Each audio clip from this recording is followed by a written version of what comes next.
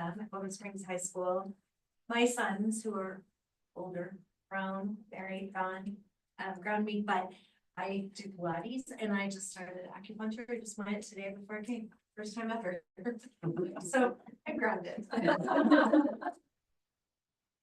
I'm Brian Stoll. I am the current co-chair of the District Accountability Committee.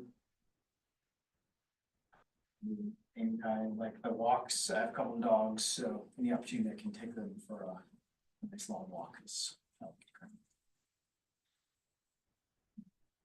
Christy Chicoine, I'm the CFO here, and my faith grounds me.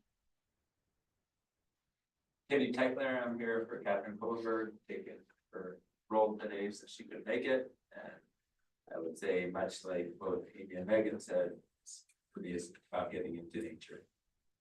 And that along with them. I'm Heather Fox, assistant principal at Carbondale Middle School, and I would say getting outside of myself a little bit and appreciating, so focusing on appreciations. I'm Suzanne Fitzgerald. I'm the principal at Bridges High School. Being outside. I'm Christy Helms. I'm the program manager for the Family Resource Center. What grounds me is I have two daughters. I have a freshman and a senior at Golden Springs High School, and they still want to tell me about their day every evening that they get home from basketball practice. So just sitting down and talking to them, just listening to what they have to say. I'm Nancy Beaver. I am the student data coordinator. And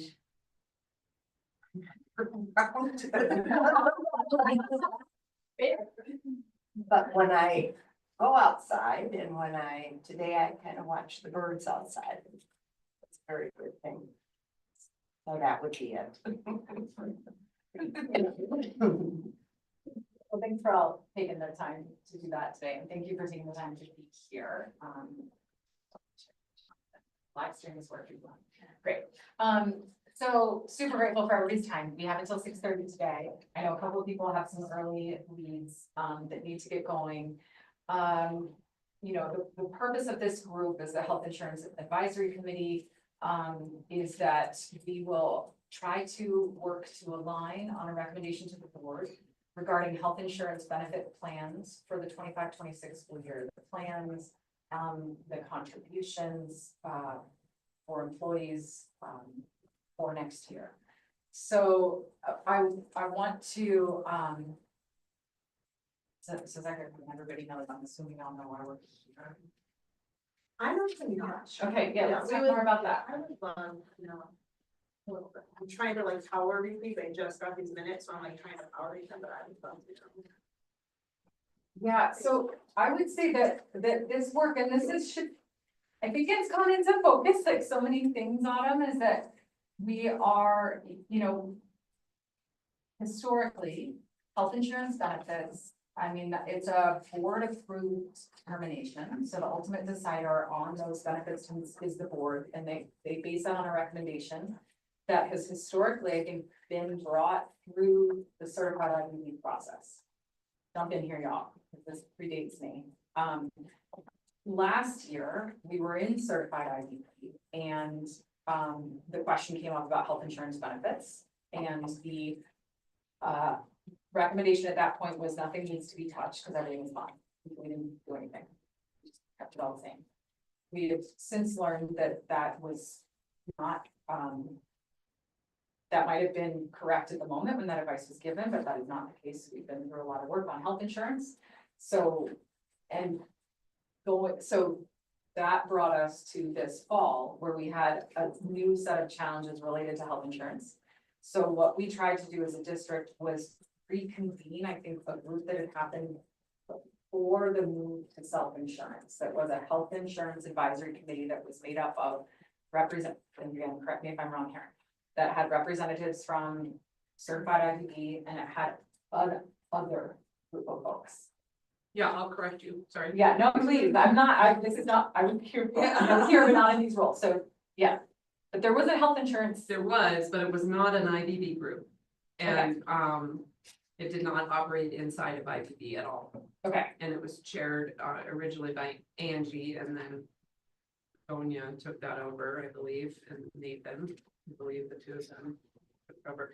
And we did have people who were, like, we had a community member, there's a doctor on there.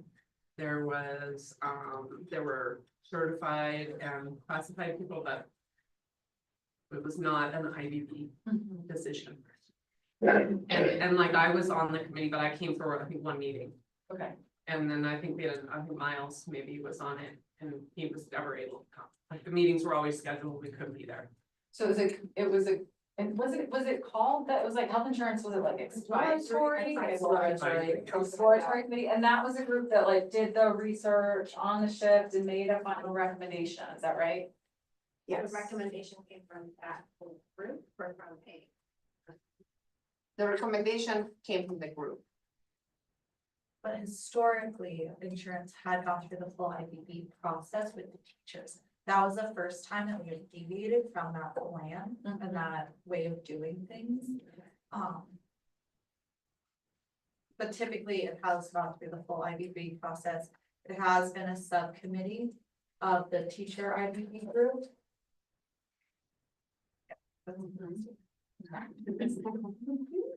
So that as we were, okay, so there was this, so that group existed. And so as we encountered challenges again, started to like say, wow, we need a team that can move quickly. And do some critical work on these decision points that we had related to self-insurance and getting ourselves untangled from that. So we reconvened, maybe not reconvened, I would say we reformed a health insurance advisory committee. And that's the notes that are kind of running through this, that started with phase 1, phase 2.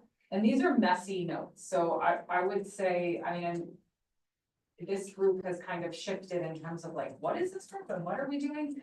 As what was initially laid out in September as like a phase 1, phase 2, phase 3 decision-making process has now been complicated by additional challenges related to declining enrollment, some budget omissions from into 24, 25 that we weren't aware of when we were aware of the health insurance issue. The governor's proposed budget. So there's been a kind of changing dynamic that I would say shifted that initial, got 3 phases of decision making and then we're done. So it's gotten much more complex, at least from the like finance decision role. And so I think as that has shifted, and we made decisions related to leaving self-insurance back to CET. You know, we didn't have a ton of options for the 24-25 school year. When we recognized the gaps in funding, what we determined as a district with lots of staff pushes was like this issue and this challenge of the overages from self-insurance in the 24-25 fiscal year cannot impact staff salaries, cannot impact staff contributions. And so we've started a chunk of work that was initially phase 2. But because of a lot of reasons, there actually ended up not being many choices for phase 2 of where to pull that money in a way that it wouldn't impact staff. We were quite limited. So that work is continuing and will probably be finalized, Christy, correct me, when we bring a January amended budget to the board that will address the gaps, the deficits in the 24-25 fiscal year. Yeah, the fiscal year 24-25, Yeah. and then, you know, the insurance issue for phase 1, that whether it's 5.7, 6 million, 5.4 million, whatever that turns out to be, we're gonna know that for sure July 2025, so yeah. There's a couple, that's where it got complicated. So we're still addressing the 24-25 impacts of the error, but that commitment to saying there won't be an impact to staff salaries or contributions. And we will shift to a CEBT plans that were most comparable to what we had. That happens, that open enrollment happened, that shift has been made. We all kick into it January 1st. And so that, I mean, there's still a lot of work on the like Christiana end of how we're gonna pay for that and how deep is that gonna go. And we'll keep updating folks on that as we get through with it. And of course, there's a lot of work for the board. On the questions of how deep do we go and what kinds of decisions does the board have to make if we get to that step of liquidating assets, that's a board decision. So there's still work there, but this committee now, as we see it, has really come, and this has been really helpful in work with like Diane and Stephanie for labor relations. That the role of this committee is continuing now to help make those decisions on health insurance moving forward. But we're gonna align it more to moving this group forward, the language, and I just popped it into the chat, from the collaborative bargaining contract, around the definition of the negotiating team. And so, I'm gonna pause and you can read the language, because. Yeah, the notes. Oh, sorry, right at the top, if you click on my cursor, or it's just from cities. Sorry. Yeah, I kind of broke this up on purpose that we're. So maybe pause, this is language from the contract that defines the negotiating team, and our intent is that this group, this health insurance advisory, group, act as that team.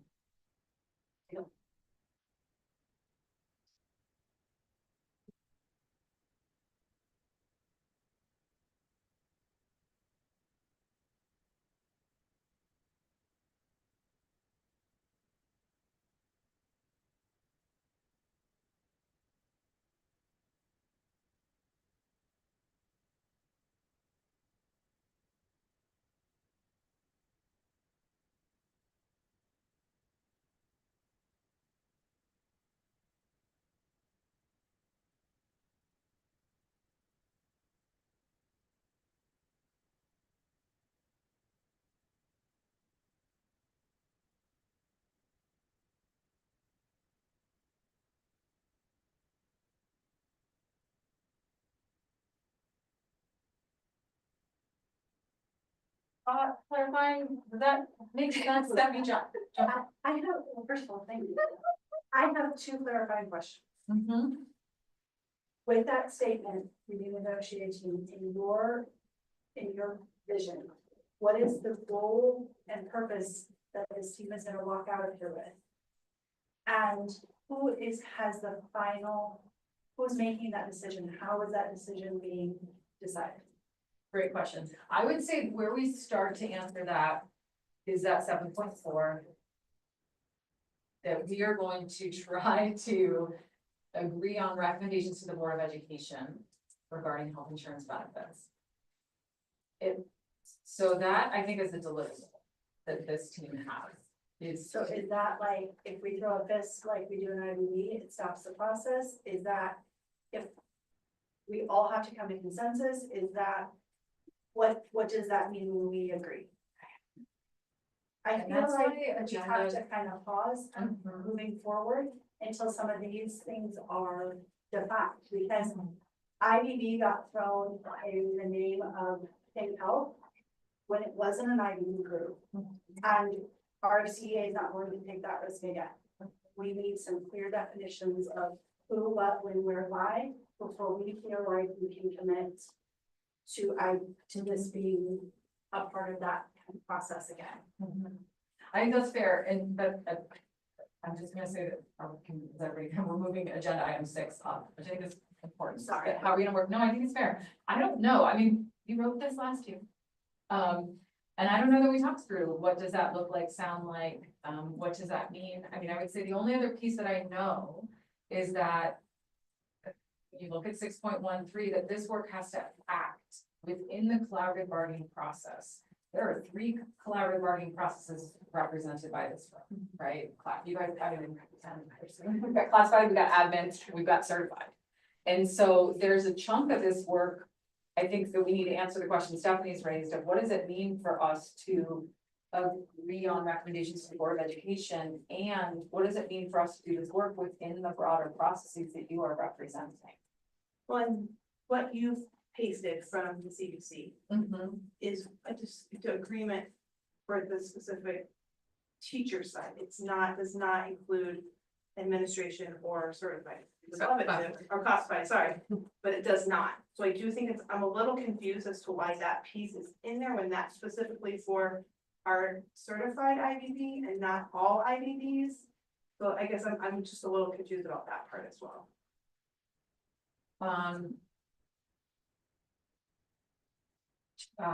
Tell me which part on it. Anything from the The CBC. CBC, specifically agreement between the certified employees and the school districts. It does not include or classified or administration. Not that we're close to that, that's where we are right now. And so I don't feel like that falls into this situation right here. Even though 11.1.1 says the negotiating team includes. Well, administration, that would be on the IBB team. And I think our position would be that RFCEA representatives would be representatives of every school, not just 4 of us. We're serving here as a subcommittee of our larger IBB group. And this needs to function as an IBB, and I'm very happy that we have admin and classified here. I think that's a really important addition. I really want to be clear with that. We're not trying to say that we're not trying to have you all here, but this is part of our contract, this IBB agreement. And this insurance decision is ultimately in the certified contract. And this needs to function as we historically have been. I think the point of when the health advisory committee was brought up under Dr. Rodriguez, that's when that control was starting to be taken away from us. We are feeling very protective about, for 20+ years, this process has worked under certified IBB process.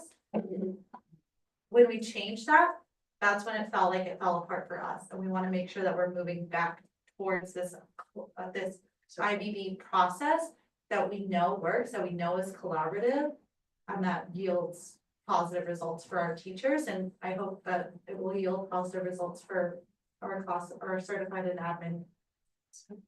Oh my God.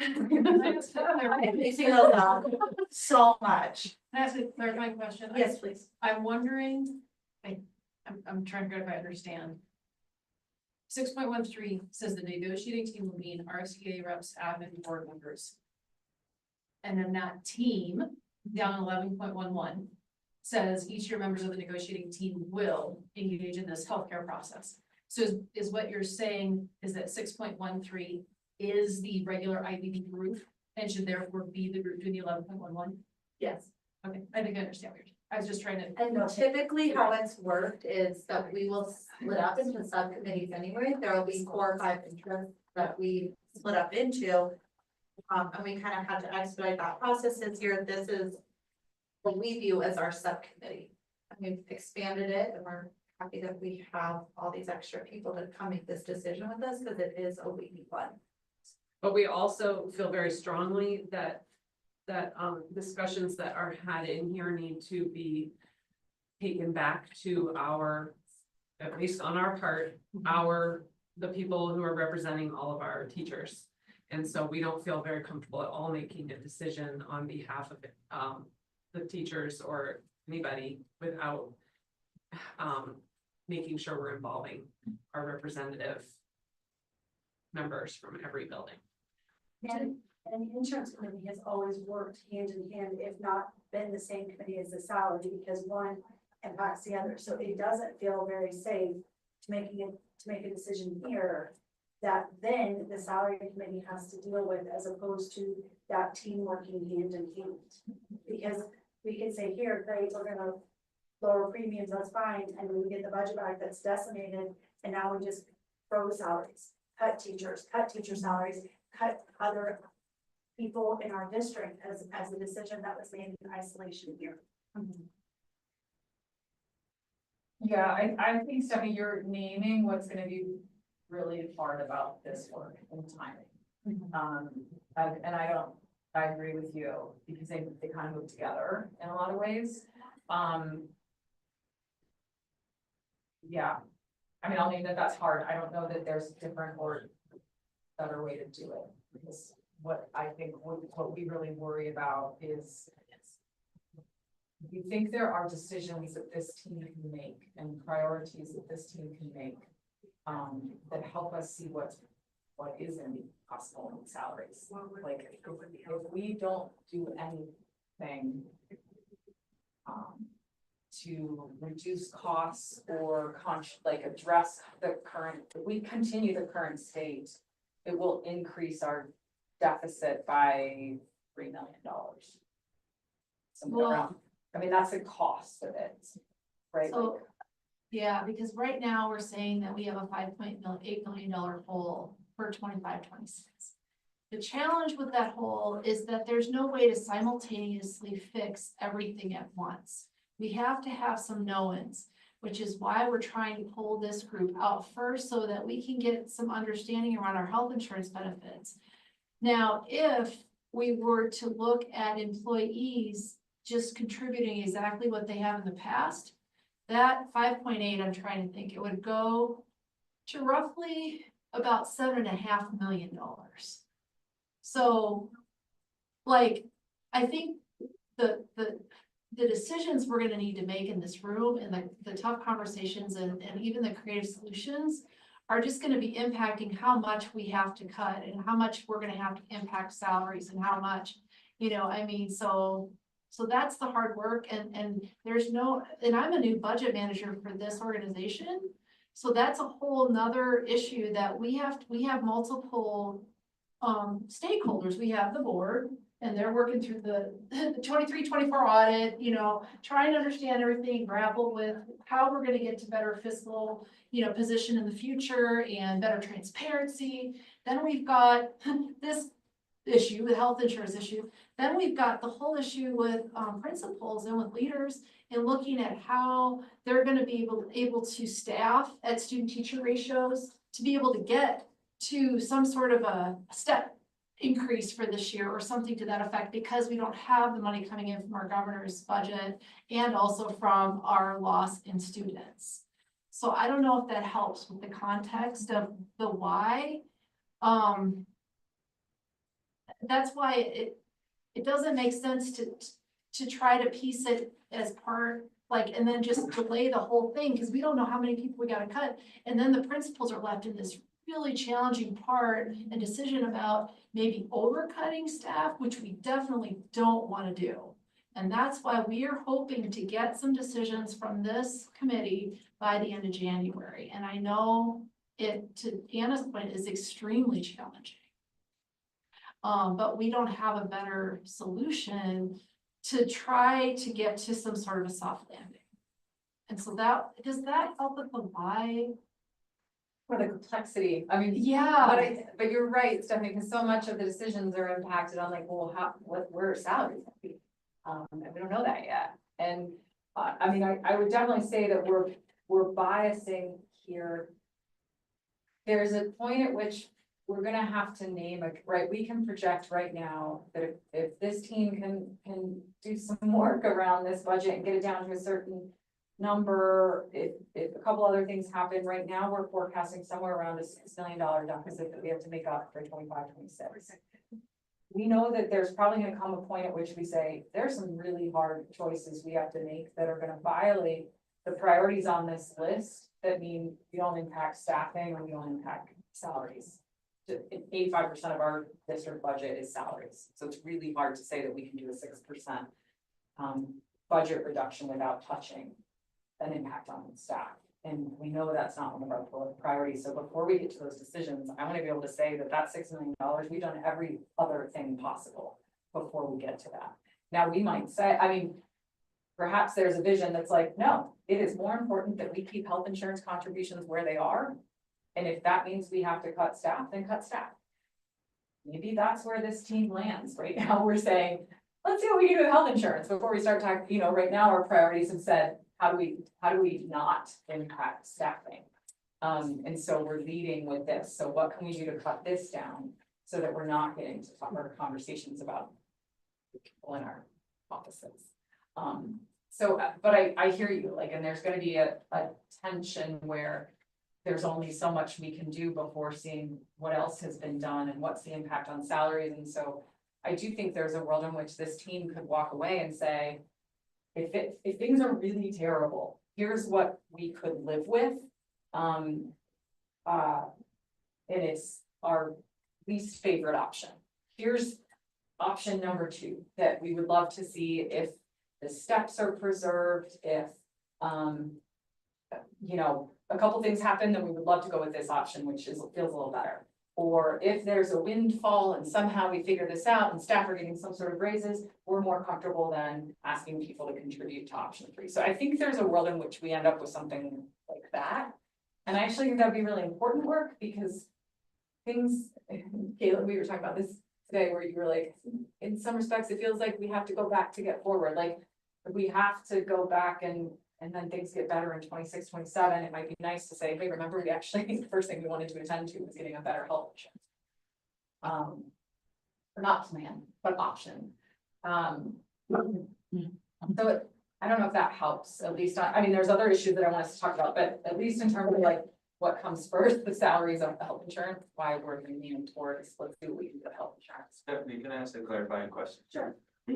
Was your question about like this whole process of like how that's gonna work, or was it how we were gonna come to an agreement process? Well, Okay, and so I would just put forward, could we use the IBB agreement process for that part of this? well, to me, that would be, and I'm gonna say this, and so we're all hearing or agreeing or not agreeing on the same thing. To me, that means that we've kind of jumped a step, because normally we would have got, as each IBB team, we would have brought an interest for it.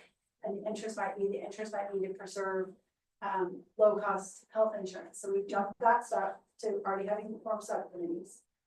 And then we work through the subcommittee and we continue to go back to the admin IBB, to the classified IBB, to the certified IBB for check-ins, like, this is where we're leaning. What are your thoughts? What are your feelings? What do you hear? What do you see? And that back and forth is continuous. And then at the end, it's each IBB team that comes to a fist of 5, thumbs up, thumbs down agreement to it, not this team. That would be if we're gonna call it IBB, that's the vision that needs to happen. Okay, I guess I was saying more like for this meeting than maybe more, I was thinking the fist of 5. The fist of 5 is what But we don't feel comfortable just defining without consulting our other. Yeah. people. My understanding. Not my understanding, what I think I've. This isn't an understanding. But trying to pull some information together, it sounds like maybe this group is to come up with a few recommendations. That can then, and those recommendations then be brought, so we can do that legwork and then Right. bring those recommendations back to the IBB team. And then the process can take place, so you can get the fist of 5 on the recommendations. Is that, I or think, do we have to make decisions before the IBB team would make those decisions?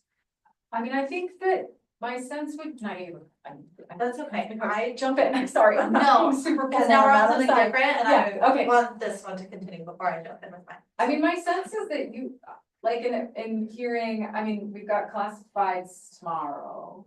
Admin, we met last week.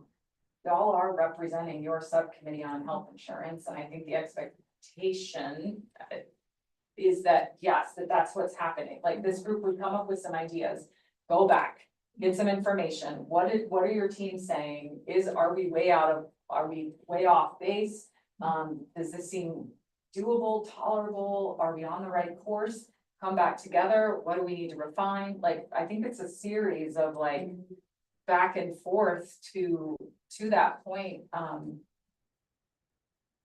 And I, that's my sense of this, how this goes. And so, I think there's a piece around, because then I think that's that first 6.13, that this has to act within the collaborative bargaining process. And so that process with certified, with classified, with admin is happening elsewhere.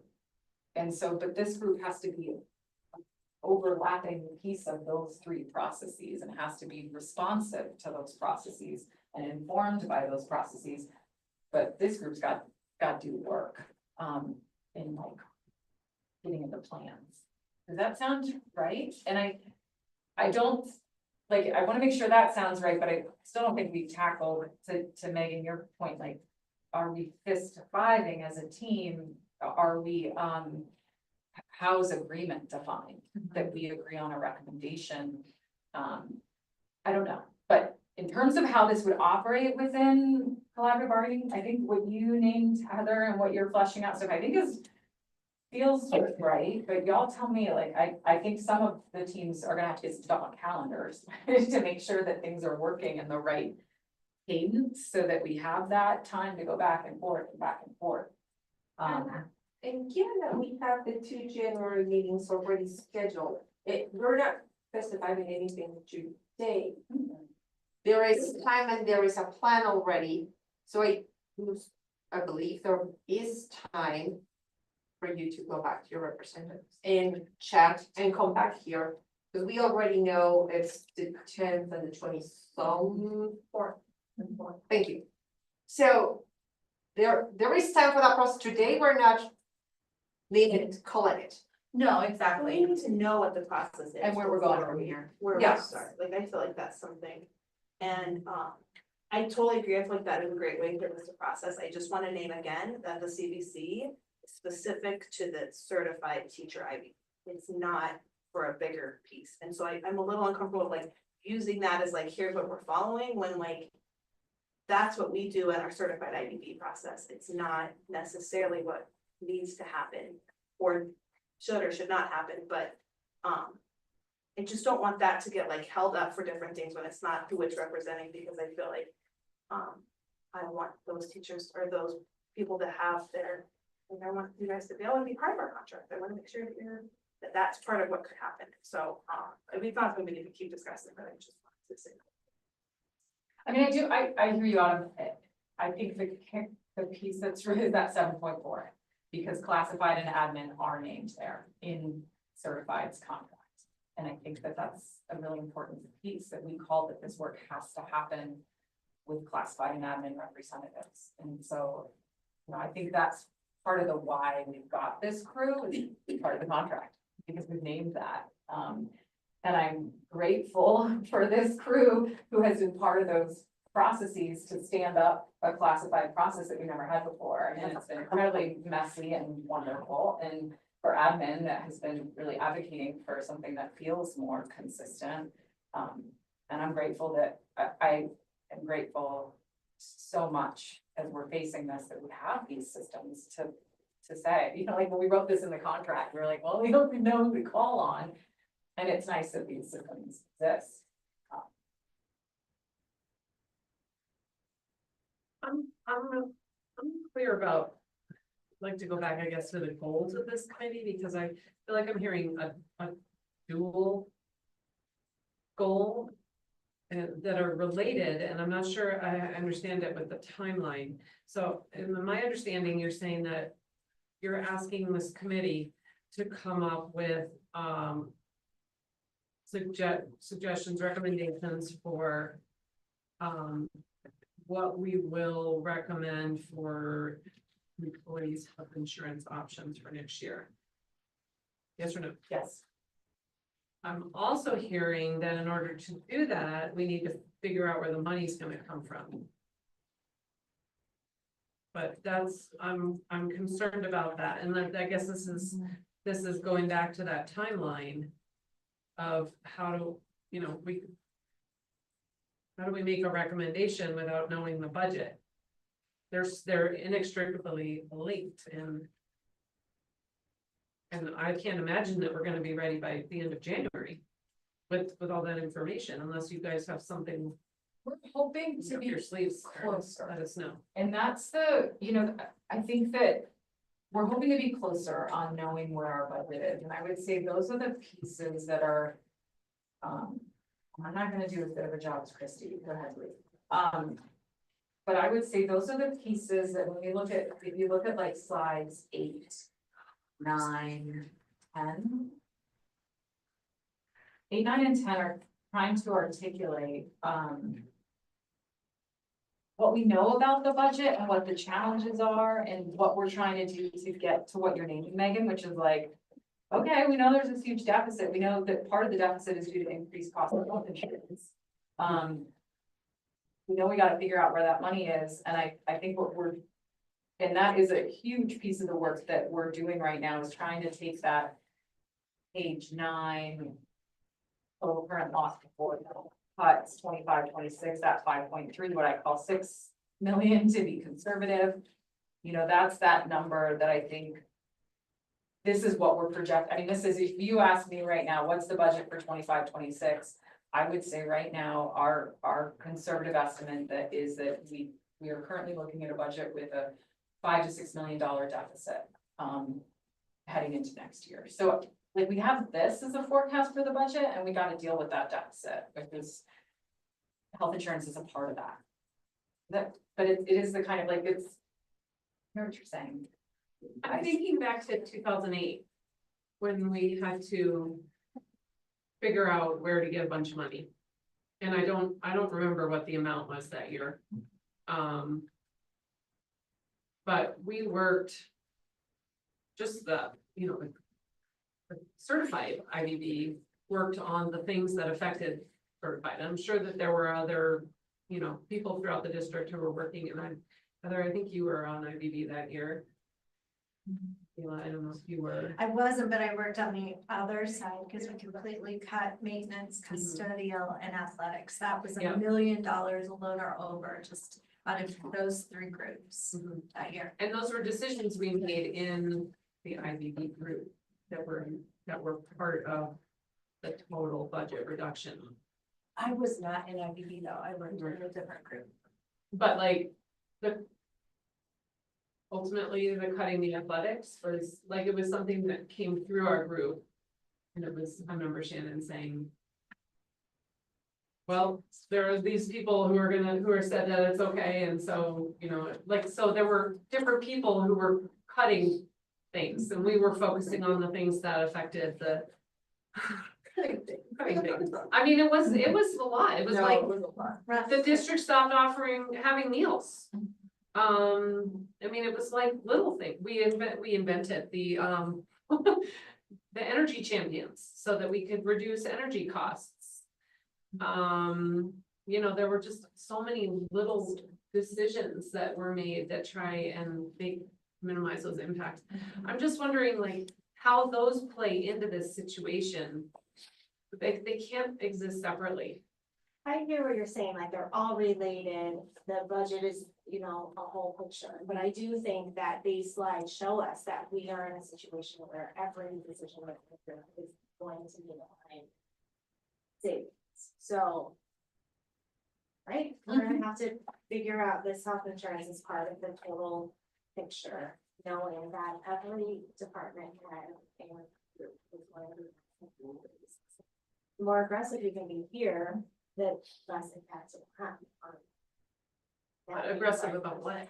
Saving Insurance. health insurance, Health insurance only. yes. In here, that's what she, in here. Yeah, So it's within the context of the whole picture, it's not separate, although I hear what you're saying. You might have been on IBB then too. I don't know. No, then, I mean, in 2008, right?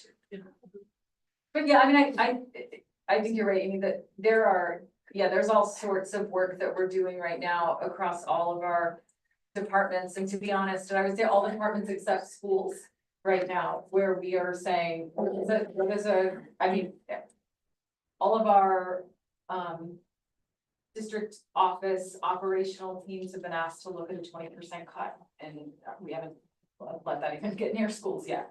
And trying to see, can they manage that, what happens?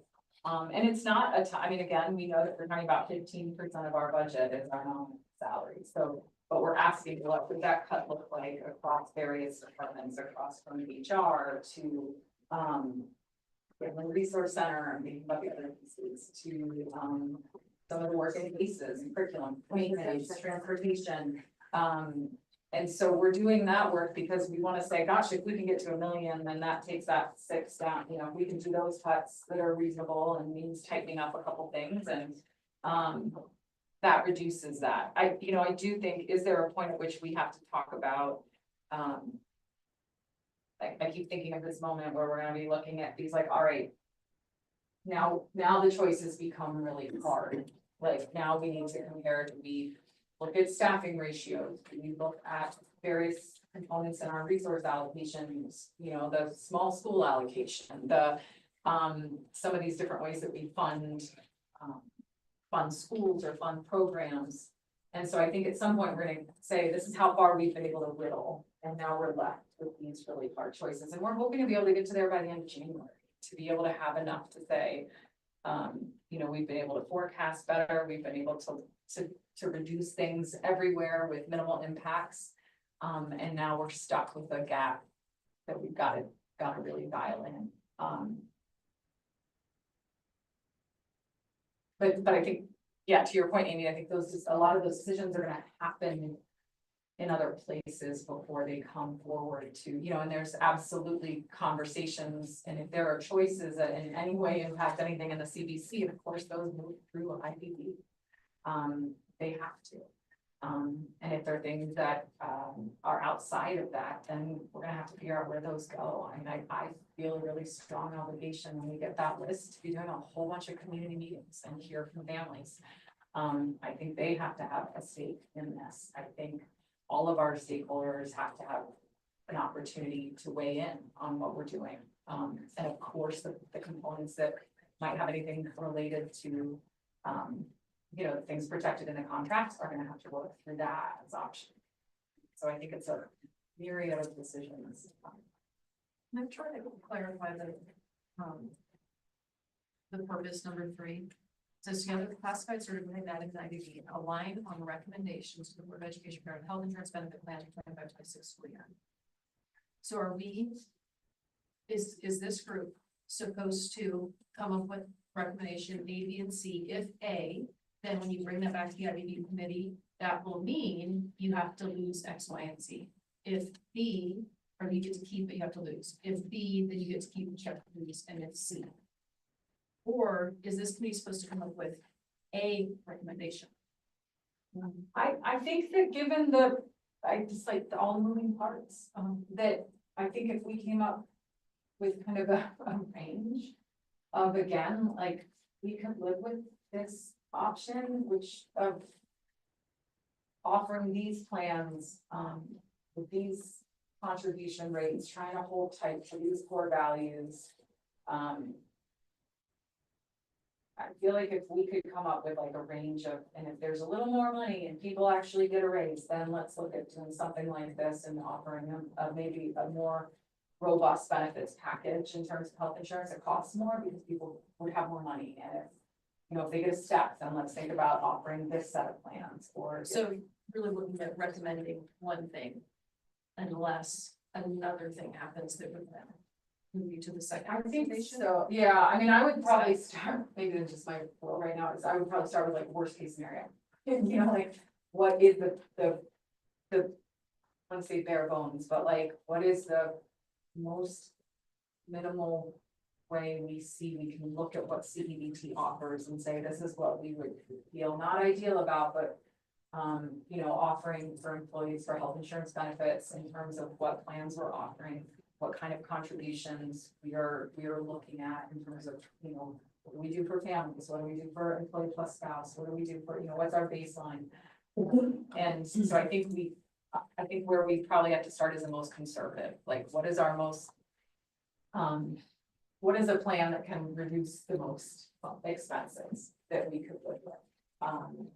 You know, knowing that if we can't, lower that gap in other places, and if we as a team decide this is our health insurance plan that feels to us like non-negotiable, like we can't go lower than this, knowing that that might have consequences on the other decisions we have to make as a district. Does that make sense?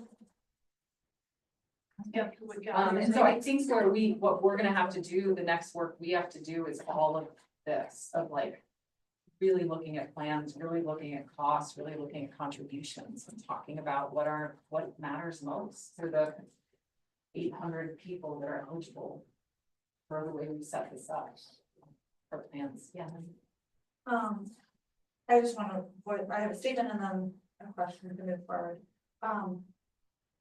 Choosing one option is making me very uncomfortable. I like multiple options, I think that's gonna be really good work, cause then we don't know what's gonna happen by January. And that's what the part that's making me uncomfortable. Totally. We don't know what it's gonna look like, and I want to make sure that we're allowing ourselves space of like not pigeonholing ourselves into the worst case scenario. It might come back better, and I wanna make sure that this group is setting all of our groups up for success. And I like 3 ideas, 3 recommendations moving forward. Or more. Can I don't- just more might clarify be- Yeah, on the 3 recommendations going forward? One is recommended to the board, there will be 1 recommendation to the board. yeah, but I think this group needs to begin with starting Okay. with worst case scenario. Next best, best of the best. And like, we're ping ponging back to IBB group, we're ping ponging back when January comes. And as more information with the budget comes out, I think that'll give us a more clear idea on what we need to do. But setting us up for one option right now is making me really nervous. And then my question, I would like for us to move kind of back to process. And talk about this because I think this will spring us into the next work. RFCEA as our like first steps before we even meet as IBB, which happened not quite as we wanted to this year, but is to do a survey with their members. So that we're coming in here and we're representing what our non-negotiables are. We have done this work, we have our survey, we're compiling data. I think that's really important so that we can share that all to you all, so, and I would really encourage the classified and admin groups to collect similar data as well. I have questions that if you are curious about what we asked, might be beneficial for you guys to ask as well. But that is giving our team a clear idea of like where we need to move forward and what we want to move forward with. And I think it's just a good place to start grounding us in. Speaking of grounding, I like to ground in data, I guess. And then I would feel more comfortable looking at these numbers and trying to piece together some more of those. I also just really love data and I would be interested in hearing what are other top priorities, where do we align, where are other needs, in this group. And obviously, we've already done our survey. Classified and admin have not had that, well, I assume. Have not done that as well. And so today might not be the best day to look at it, but. We have some of our data ready to share with you all. I guess it was more of a statement than a question after all.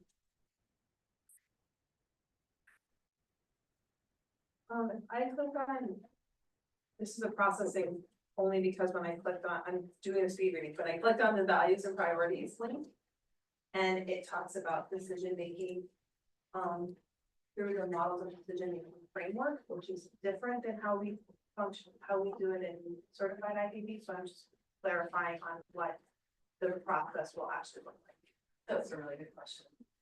I would mean that this is really broad priorities, and I would say it encompasses all the all the hard decisions that folks are making right now within, I mean, I'll name Larissa Winnicka was one of the first who realized that her budget had what she thought she had in terms of a custodial contract budget wasn't there, right? And those hard decisions that she made very quickly around custodial decisions. And so I think that this was meant to really guide a very high level, like for all of the things. And I really appreciate you naming that Autumn of like, so for this, what are we doing? And I don't, I would say that like, I'm not super clear, so I'm kind of making this up. I think one of the anchors that I think we have, because it is a contract, is the way the contract is written, right? That the purpose of this team. And again, I think this goes back to where Stephanie started in terms of like, what decisions are we making now? Is that we have to agree on recommendations to the board regarding health insurance. So, I mean, to me, I don't know, what would you say your interpretation, like, so to me, what that tells me is that the ultimate decision maker on this is the Board of Education. We're just making a staff recommendation together. And when I'm reading this and it's agree on the recommendation, I see it as, especially with these definitions, that agreement looks more like IBB in that there's not that differential, right? We've seen other agreements where it's like, I'm forming Anna or Christy who's making that decision, that I don't think that's what this is. This is about, we are all this negotiating team, we're gonna agree on a recommendation. And so I guess it's coming back to your point, Megan, like, do we feel like a fist to five, if we are informed by our IBB groups that you all represent, do we feel like we could get to that? Would that be what agreement looks like for this room? Or are we comfortable with saying, this is a final recommendation and we don't necessarily agree, this is the best we could do? I don't know. I'm Yeah, trying to no, walk it's good, that and through. I'm playing both sides, because I feel like typically a subcommittee would go back to the certified IBB group and get. And then pass through that way, but not with our three different ones, it probably would work that way, like we would. Get approval from them, all of us separate, and then come back here as this group and make that decision, like that. Kind of what people's vision is. That are, Can we do it backwards, please? They tell us that, they're in, down below us, behind us, and one of us is. And I just throw a easy idea in the room. We do the work, we've gone back and forth. The last meeting has every member, every IBB team sitting in that room together. I mean, we do that last one all together. If we've gone back and forth, there should be enough communication. That way, if the fist gets thrown by any single person, it's not us trying to put their voice in the room, them putting their own voice in the room. I know we talked to certified, classified. Yes, I'm saying every And single IBB administrative. team. all the reps. Yeah. But you're not saying all the IBB reps. Yes. Yes, but whoever sits on certified classified and I'm an IBB, so I'm an IBB, there's what, 9 of us, classified, there's 25,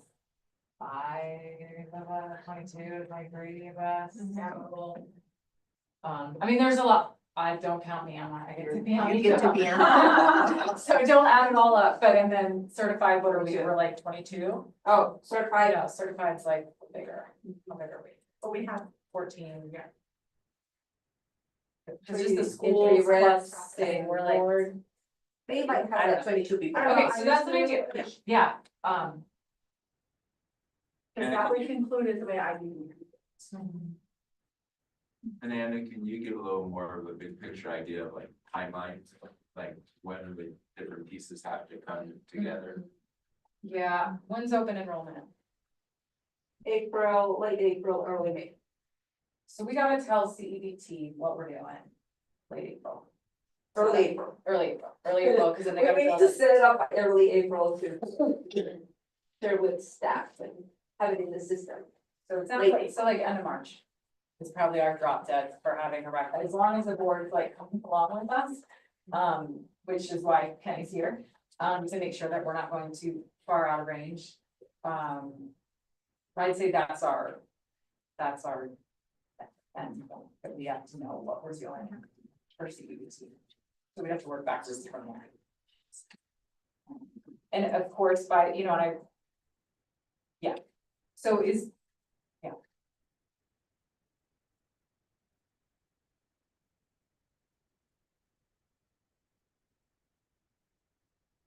Not trying to have something decided by the end of January, February, No, I mean, or are we?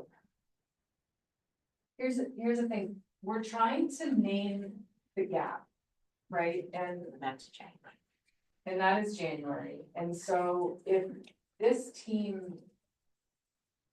It's gonna be hard to know where this team. It's gonna be hard to name the gap. With the cost of health insurance, if our, if let's say we do come with like worst case. And I just kind of sketched this out, and I'm making this up. If we came up with a like worst case scenario and then a situation that said, if everybody gets their steps, we could look at this option, which is a little better benefits. And then if people got steps plus a raise, then this option, this is a better situation. If we were able to do that, we could say, and the cost for this is 3 million, and the cost for this is 2 million, and the cost for this is 1 million, something like that. Then when it comes to naming the gap, And maybe that is something that can, that we can say, like, how can we make these other hard choices about staffing or salaries? And how would those be informed by the options of health insurance? Does that make sense? I don't totally, Nancy, have a vision about how these are gonna interplay. But I know that the more work we can do in the front means, you know, we know how far we've gotta cut everywhere else.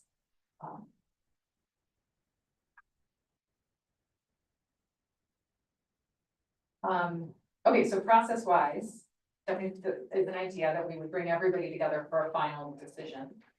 I think another option is to do the, like, going back and forth and knowing that your team is gonna support you to represent thumbs up on this option versus that option.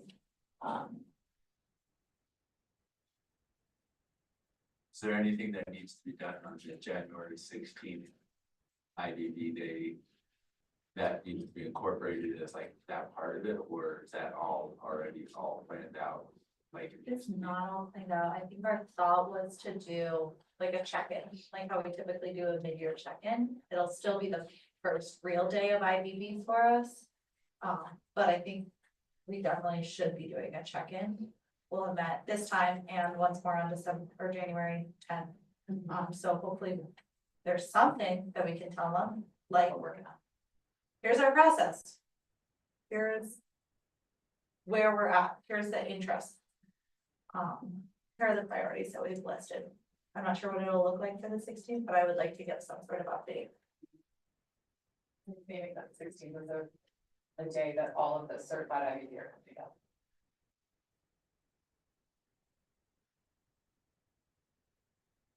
I wonder, I mean, it feels to me that okay. Do we feel like agreement for this team, which we know that the contract states, we know that admin has to be part of this, and classified has to be part of this.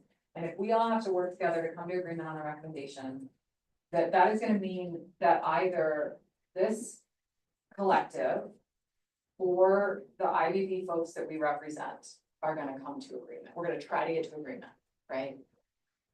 Does that feel right? So that some of the options then are, that we would then have some sort of a consensus.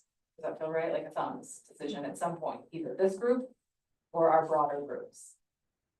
Does that feel right? And that then, so then I think it goes to the how, like, do all those people want to show up and hammer out final details, or do we feel like we can get the information from our teams and they can say, hey, we're gonna support this one, so when you go back and it's time for thumbs. And I'm just, my wondering is that a question we just wanna go ask our teams?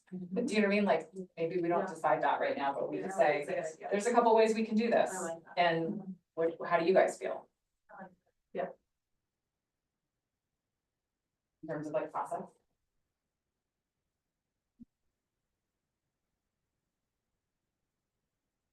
and then as far as like content, the discussion we're trying to have. How many options are we putting forward the plans?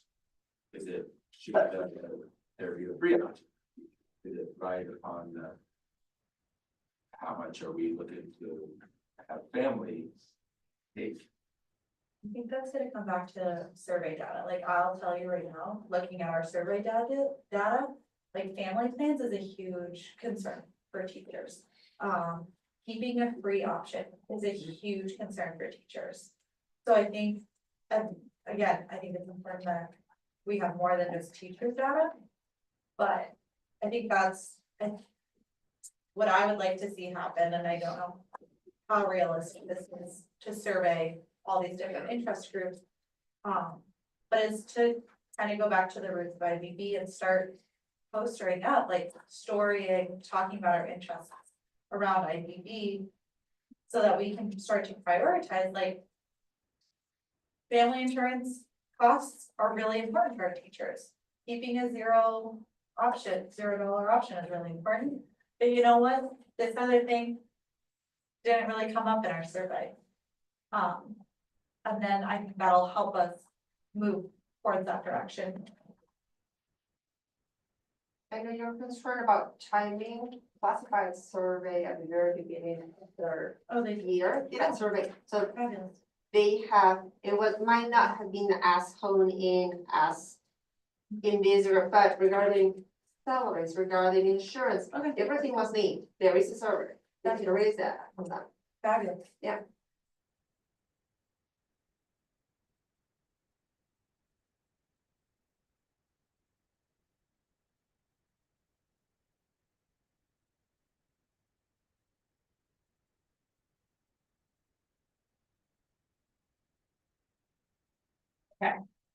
Because I think.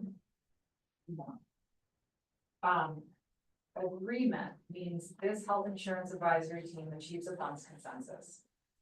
Thumbs of consensus can be achieved by either each health insurance advisory team makes an agreement, a thumbs on behalf of their teams that they're repping, or this team plus our full IBB teams make a thumbs consensus synchronous attempt at that.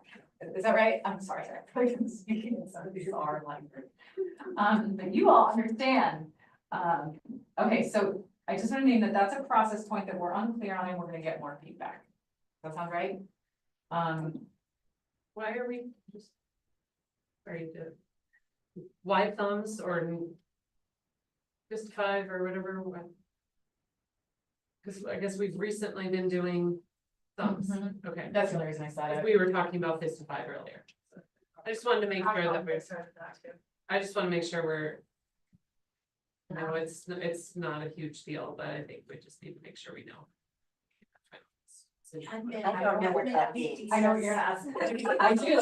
I was like, because you guys haven't done it yet. Would you tell me, so everyone explain it? Then the rusty world, like, 55 versus thumbs and, because we haven't gotten there classified yet. When we At all. started for years doing IDB to give consensus, we would give this. This stopped the process. So if we were saying we're all gonna wear black on Monday and somebody threw a fist, we stop. It's Tuesday. We stop the process. That means there's more questions to be had, there's more thoughts in the room, somebody cannot move forward and cannot support that decision. Okay, then the range goes from 1 to 5. 5 is a full, like, I'm totally in 100%, I have no worries about that, and the spectrum in between. Often, if we had a 1 or a 2, we would go ahead and stop the process as well and talk about it, because that doesn't feel really good if somebody's like that close to a 0. But once we got to the consensus, 1 to 5, that means you're going out and you're supporting it. You're only talking positive about it. You're not saying, oh, I didn't really want that, but I went ahead and enabled 1 in full support. In the past couple of years, we have a new facilitator, Rusty, and he's moved us to thumbs. So similar, but really only 3 this time. Thumb down stops the process. I'm there, but not solidly there. We might do a lot of the sideway thumbs. We probably will stop and talk. I'm on board. I can support it a whole bunch. I have nothing else to say. Thank you. Yeah. It's like He talked about thumbs. He did talk He about talked the thumb a little bit, It but we haven't didn't, done it it. didn't fit in there in my mind. That's okay. Sometimes it doesn't. Yeah. I mean, just to your point, does people? Yeah, that's, I just want to make sure we're being fair about. It's like Louis kept saying. Wrong word for C on CBC. I'm not even gonna say it, because I've been really working hard on that. Okay, so, and we're kind of thinking right now, I mean, I think some of this will get better fleshed out, so I'm hoping we can sit with a little uncertainty that we're. Because we don't know that we'll have the full information, there is a general thought that maybe we come up with some like worst case, medium case, best case scenarios on health insurance. And maybe that's where we get to, and so we can try for that, and then as we see other pieces moving, maybe that'll shift. We know that our, I would say the more we can front load, the better, but if we get stuck, we do what we can do and we watch some of these other pieces move. And that our drop dead date for attempting to, and I want to be careful about what I'm saying, I'm sitting there. So our drop dead date is we have to have a clarity. The board has to make a decision by the end of March on health insurance benefits, ideally informed by our recommendation. Does that sound right? is it worth talking through right now? What it means if we can't get there? If we I would cannot like agree? I would know. Yeah, I think so What does too, that like, what does that mean? Because we kind of went through this with the breakup decision, with the phase one. Do you know what I mean? And that was really a very rushed, very fast decision. And it did not have this kind of process. And in the end, we did not have alignment on the recommendation, which was fine. Instead, we had, what we brought to the board was, here's the Anna Christie's staff recommendation. Here's the position or the statement from our employee representative groups. So folks knew that we weren't able to achieve agreement for a lot of reasons that were brought up in those position statements. And that's what we landed with and what the board had to make their decision based on. So we've lived that world in which we did not have an agreed upon recommendation to bring to the board. How do we feel about this? I mean, I feel like this is a little different. And I don't know if there's any historical work on this that's ever happened, or if anybody has a recommendation for what we do if we can't get to a thumbs consensus on our recommendation by the end of March.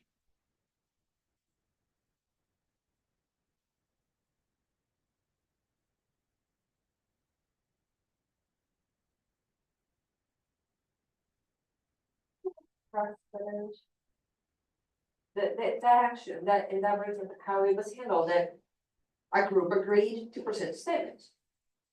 And there was not an agreement, it was a statement. I see that as maybe as a precedent, as in we agree, not agree to disagree, but we agree. Not to agree. Is that a word that we could see happening again? And we still move forward. And I'm just wondering, there is a precedent already.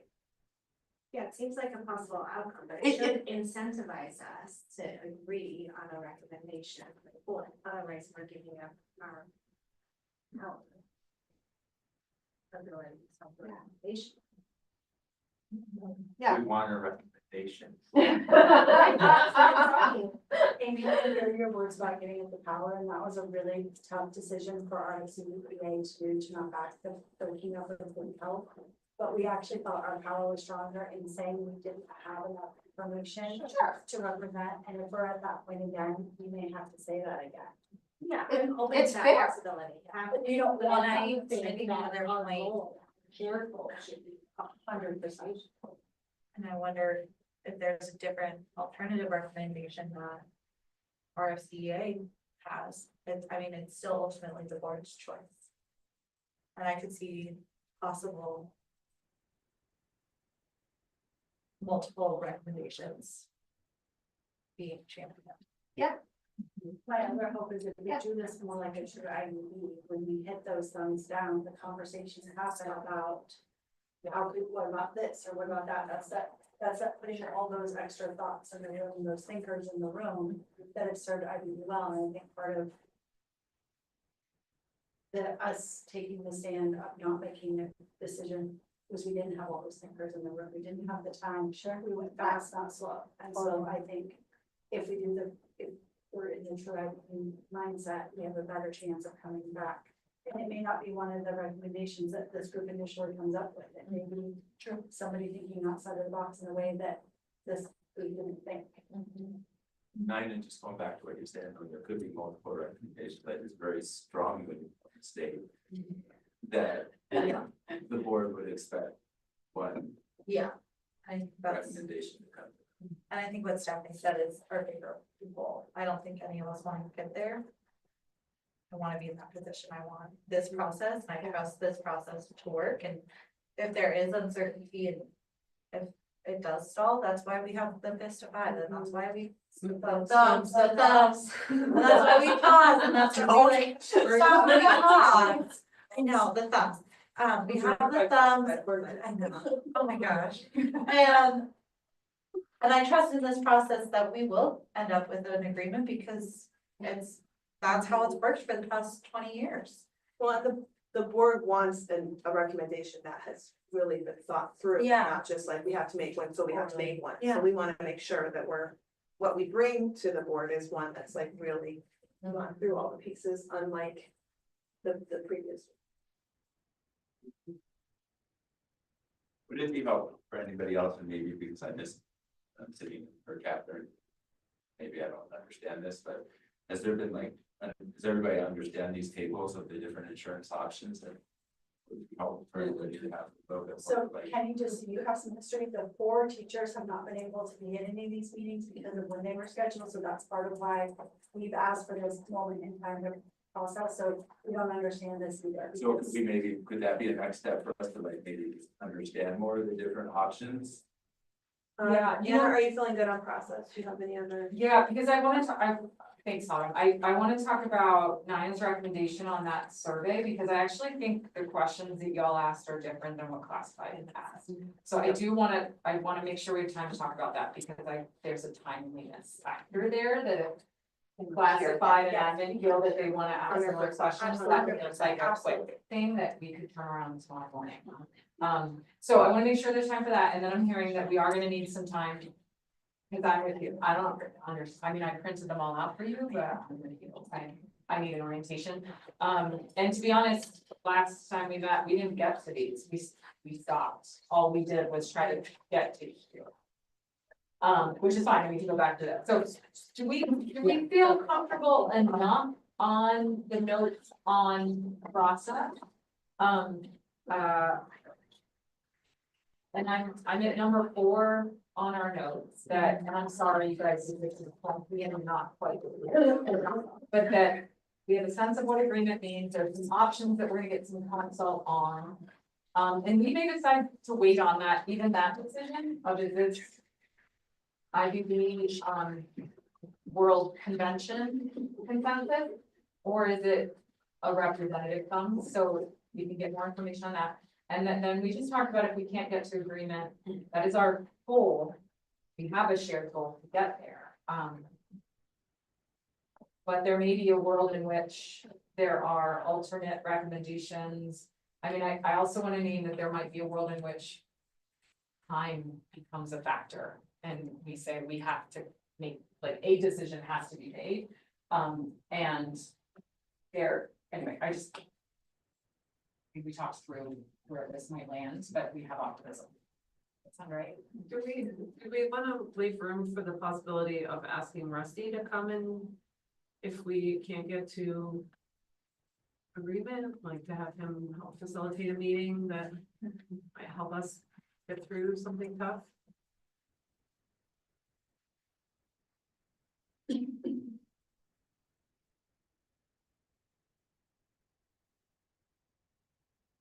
Yeah, I am spinning.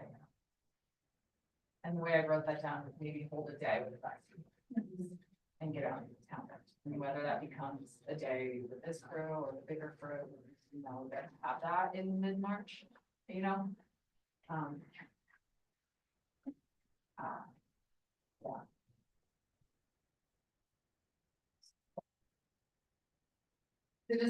Do we feel comfortable moving forward with starting to like understand the work? And maybe what we start with is understanding how our CEA tried to gather interest around health insurance, like what matters to people before we get into the details.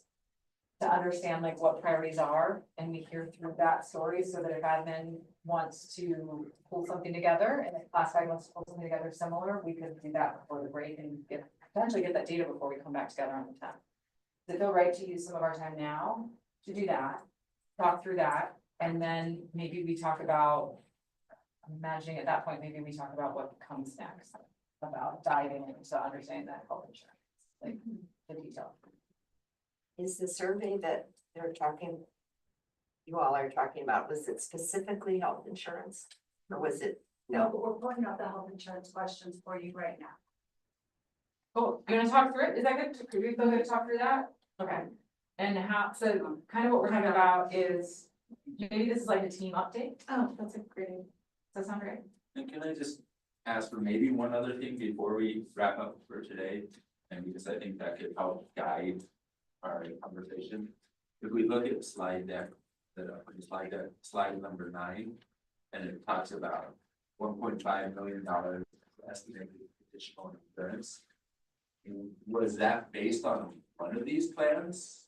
And do we know that for knowing that 1 point, like that seems like that should give some kind of guidance. I think we need Christie. I don't wanna say something wrong. Okay, I think but that maybe is that could be based. given out, but I think that's important information when we're looking at, like, that's what we're saying right now, what that increase is, where that's based upon. Yeah, I think we're gonna need Christie's expertise to really talk about how she got to a 1.5 plan, what that was. But I do think it's right, before we get into the weeds of plans and spreadsheets, to talk pretty high level about what people care about.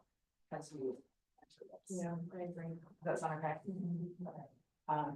I believe, Kenny, that actually your answer is on slide 11.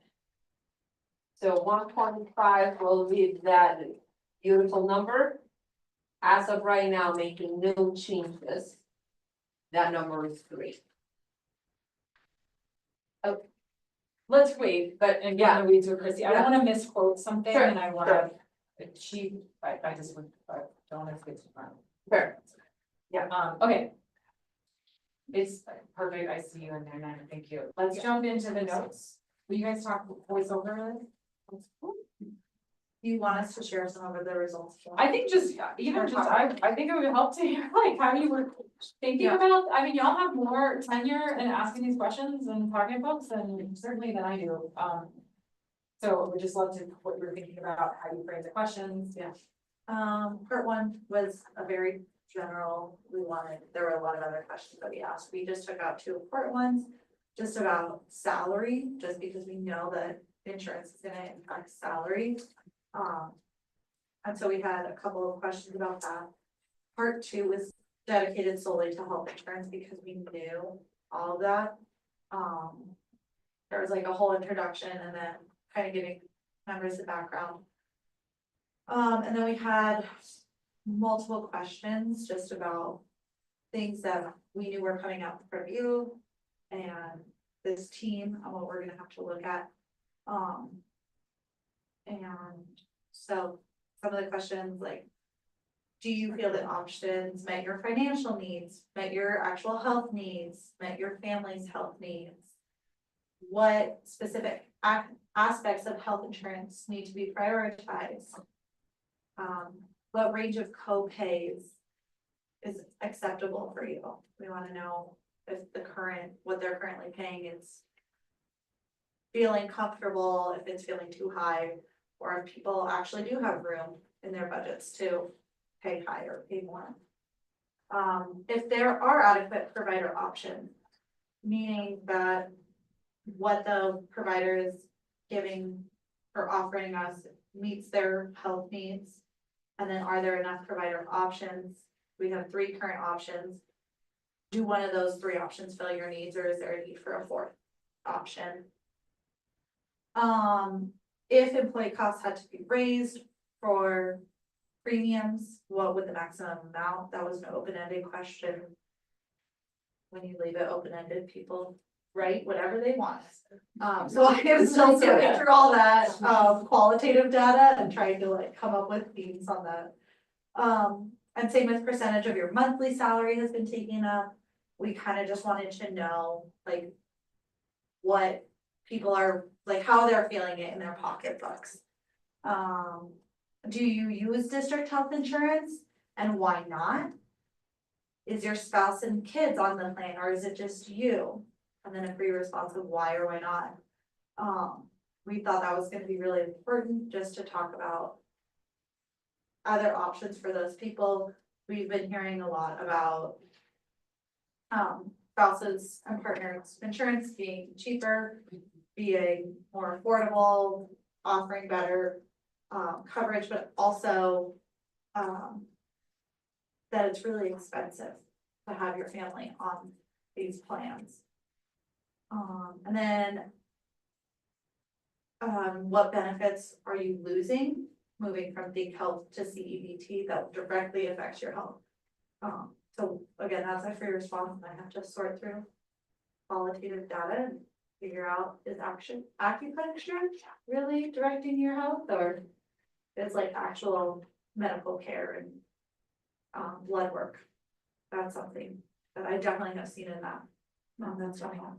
And mental health as a big one that's coming up as well. And we rushed this, so Yeah. we got this out during Thanksgiving break and we shut it down this morning. And we were able to get 212 responses. Which is a lot for a very short time around that came out during the break. So I will say, like, hammered our teachers are like, here it is again, here it is again, here it is again. Please do it now, here it is again. So it takes a lot for students to get them to spend the time to do it, but the information is very valuable in guiding the conversations as we move forward.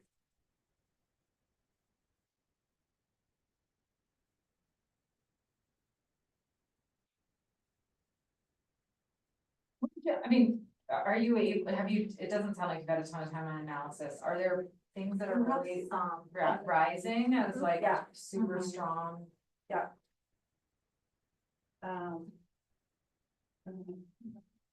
I think what we're seeing is like the major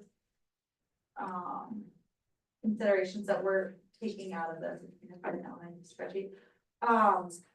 We've kind of come up with that we need to keep prices for insurance around the same price points as they were. And I can put together a slide deck that looks at all of our data and shows why I'm saying this.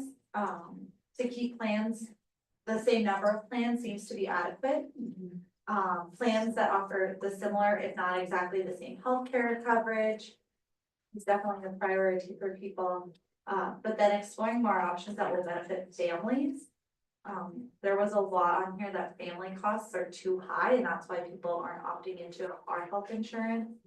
There were some interesting free response comments that I've already gone through, that people are putting their children on Medicaid. When both of their parents work and are full-time employees, but it's too expensive on both parents' insurance to do that. There was an interest around, a very broad interest, about helping employees save money around areas of co-pays and deductibles and premiums, which as we start to make these considerations, it's definitely gonna be a trickier thing, and we can get more into the data of like what is the most important to people. And then that co-pays are, it's really important to keep those low. I saw that twice, or more than twice, but I have it in two places that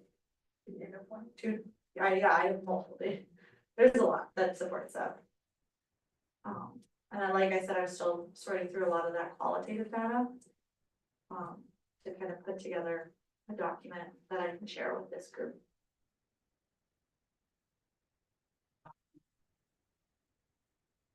Any questions? Once I finish that, I can send that out to this group so you guys can look through some of that data as well. Do you anticipate your data will have some sort of ranking about what is more, knowing that we can't have? We did have some rank choice questions. That was a little bit harder because then I had to go in and do some data analysis and code. So I have not finished that. Being able to come back and say. Here are some rank choice options. There were a couple questions on there for that.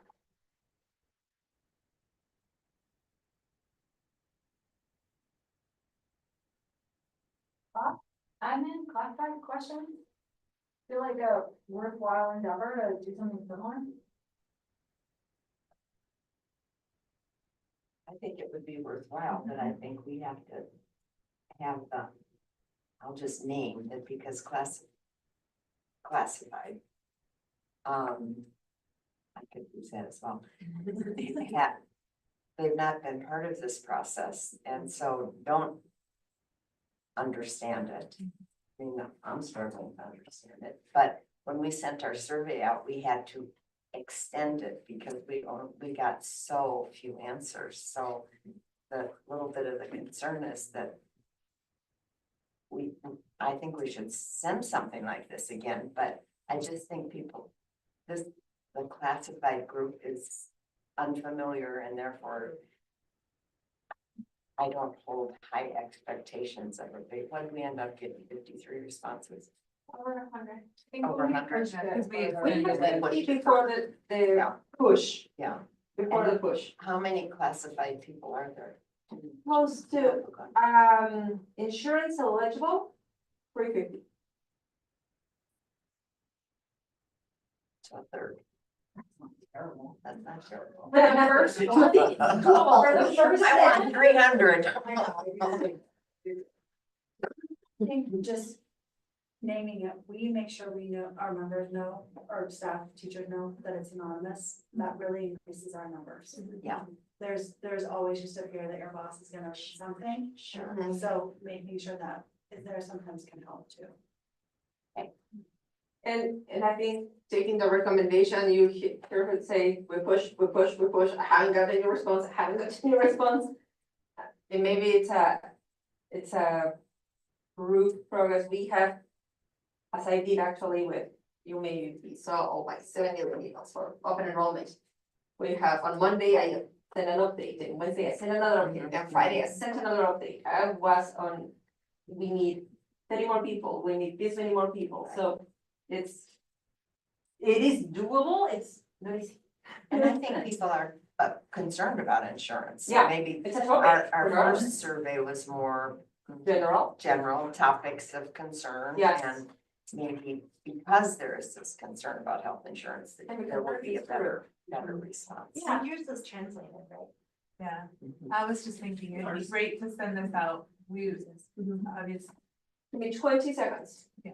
We can translate it Yeah, in we that can time. translate it, but like not a lot of our classified staff are at their computer or Sure. have their computer ready to go. Like, I think of our food service staff, our custodial staff, like they don't have the access to it. So we will have to figure out like, if it's us going to a school and being like, we're here if you want to take the survey. But then everyone is so busy in their Yeah. day-to-day, it's That's right. hard.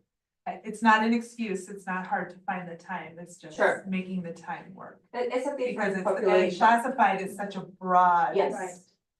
It's a Group. different population. And we We, can't, like, we have our bus drivers, we have our food service, we have custodial, we have maintenance, it's, Secretary. yeah, it's really hard. we can't, ask, like, okay, so I'm thinking of like, what if we just did a deliberate outreach, but I'm like, all of you experiencing this, we can't like say, hey, tell us 5 people that are on family insurance who are also classified, so we can call them.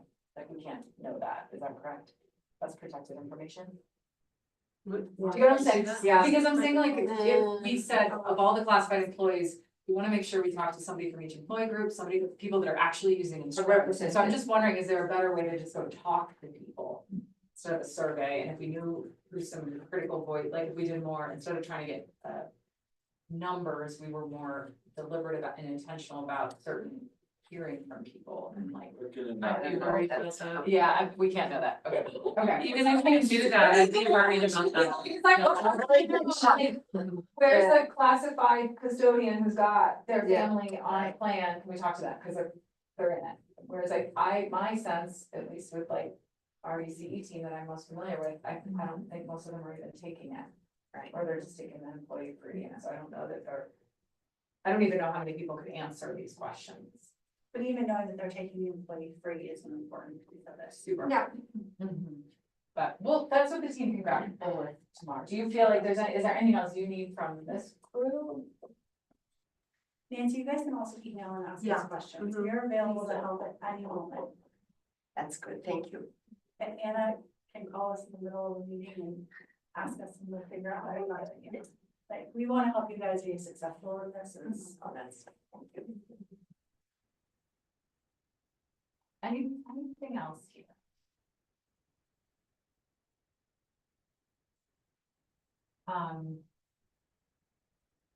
So let's talk about, I know it seems like we still planning, but I wonder if we talk about what we need next to be able to really dig into these plans, because I think like, when I envision a deliverable, it's something like,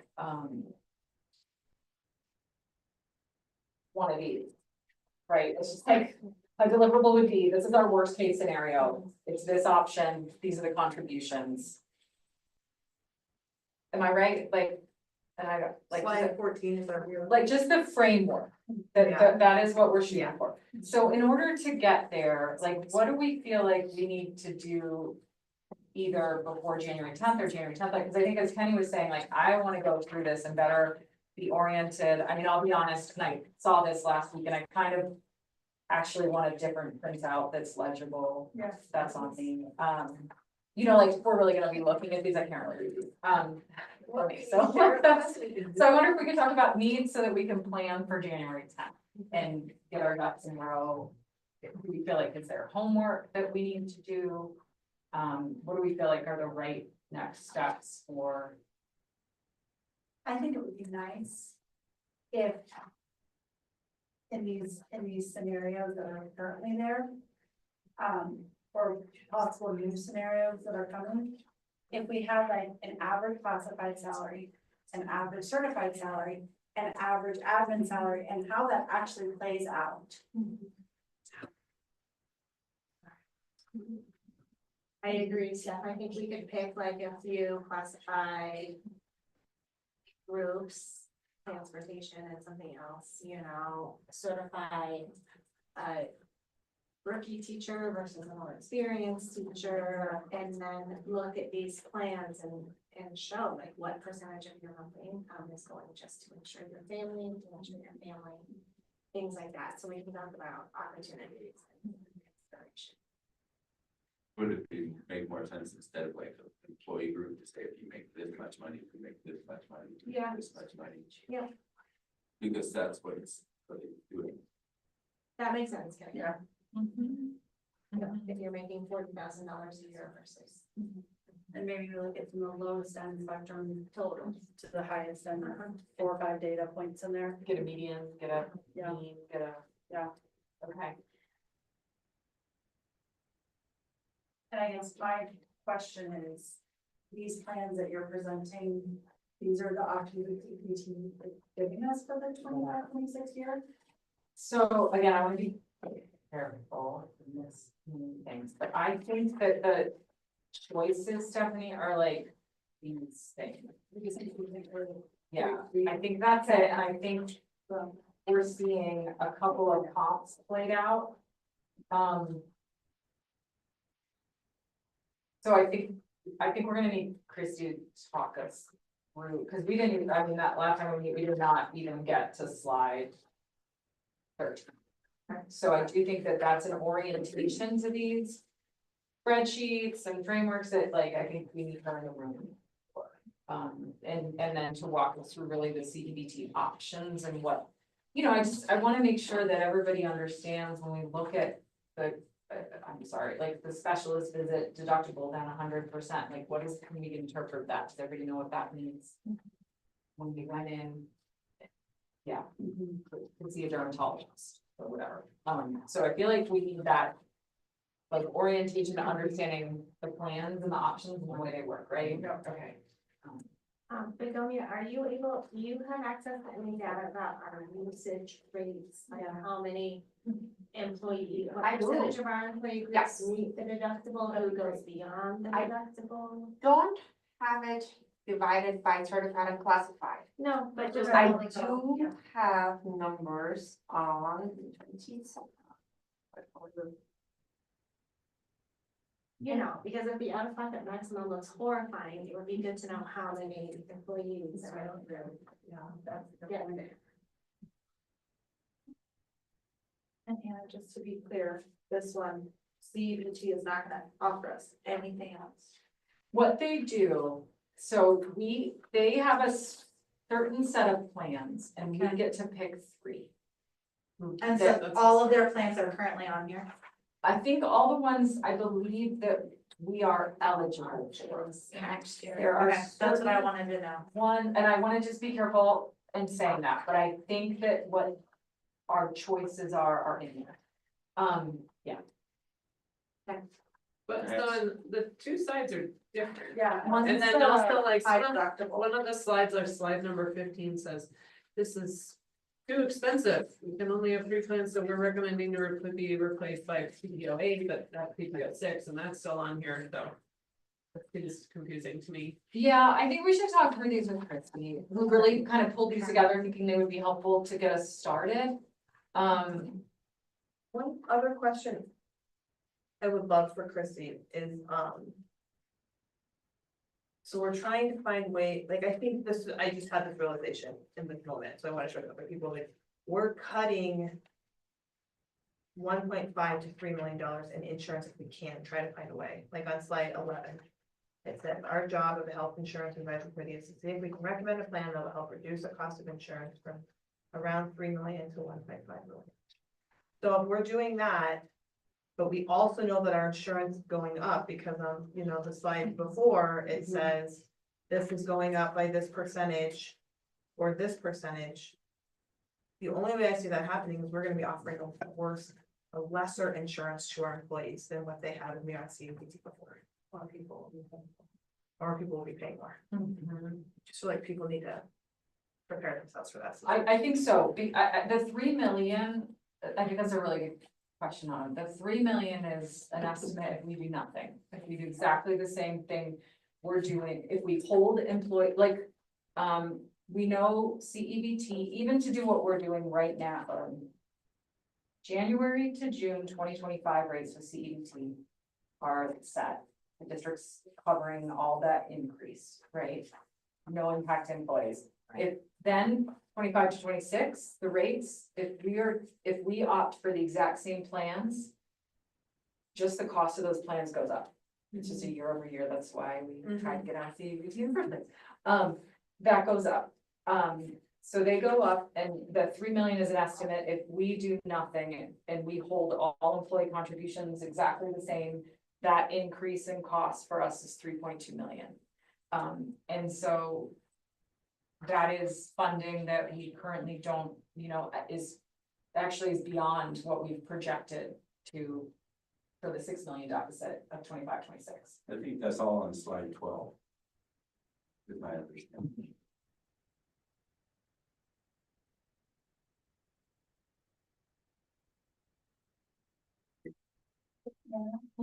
Question, and maybe it's homework.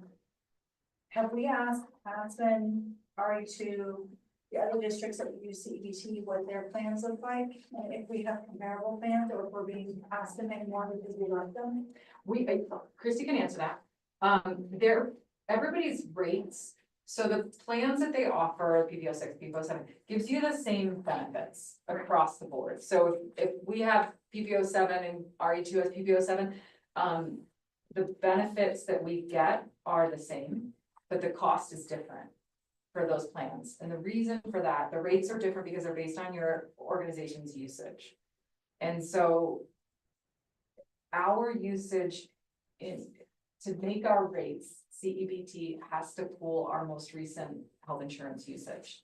So they pulled data from 23-24 where our usage was incredibly high.